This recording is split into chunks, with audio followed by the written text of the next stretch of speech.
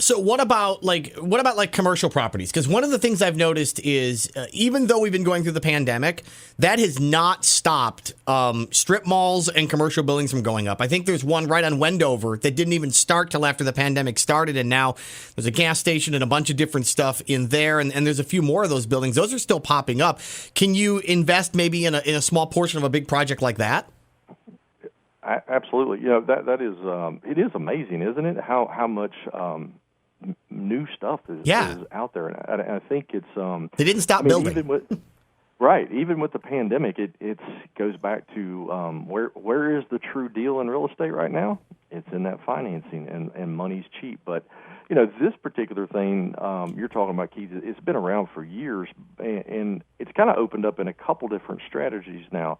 The oldest and probably the one that's been around the longest is what we call a REIT, but it's a real estate investment trust. So basically, you buy into this trust, whatever amount of money you want to invest into it, but they do all the heavy lifting. So they actually buy the strip center, or they buy that commercial building, and you are a fragmental owner of that trust. Now, the downside with these is sometimes I've seen the minimum amount you need to get in at $10 million.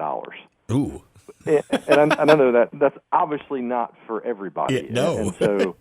And I think the reason being is, you're looking at a commercial project. I mean, you take a look at,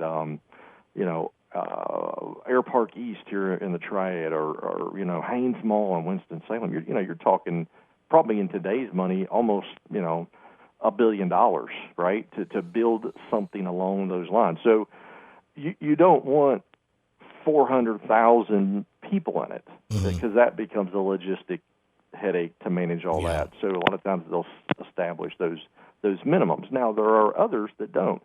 A really fun term that's kind of come out of California, venture capital. That's been, I guess, it's been around a long time. It's become a buzzword probably, in the last 25, 30 years, where you have people that are putting money into these type of capital funds. Now, obviously, the risk is different. Venture capital is, it's called venture. It's kind of short for an adventure. There's not a lot of guarantees with those. And so, just like pretty much all money you're investing in the stock market or whatever, what's the disclosures that we read all the time? Nothing is federally insured, and your money is 100% at risk, right? And so that's probably no different. Venture capital, I think, is probably a little bit escalated even above that, because you're not diversified as well as you would be, for, say, in an IRA or a SEP or something like that. Private equity. This is also something that we're seeing a lot of these days. Private equity has really entered into the real estate world. You see companies like, Open Door, OfferPad, Purple Bricks, all these private equity, and some of them are venture capital companies stepping into the real estate world. And there's pros and cons to all of them. It really is your decision and what your risk tolerance is. But they're opportunities, and some of them are going to be right for certain people, and some of them won't be. But, real estate investment trust, venture capital, private equity gives you the ability to take a smaller amount of money and invest in a much bigger project, and which is kind of good. Because let's face it, most people in America aren't going to come up with $10 million to go buy their strip center, or Now the other thing is what you want to make sure you talk to is talk to your financial advisor, because there can be certain IRS rules investing in these type of funds, right? So age has a lot to do with what you can do with your money without penalty.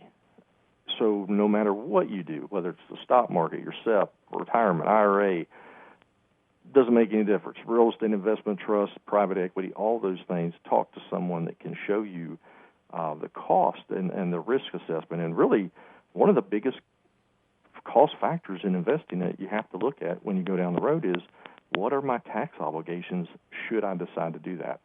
Because that can make a big difference. And the IRS is, they want their money, Keith, they want their money. Imagine that. That's all there is to it.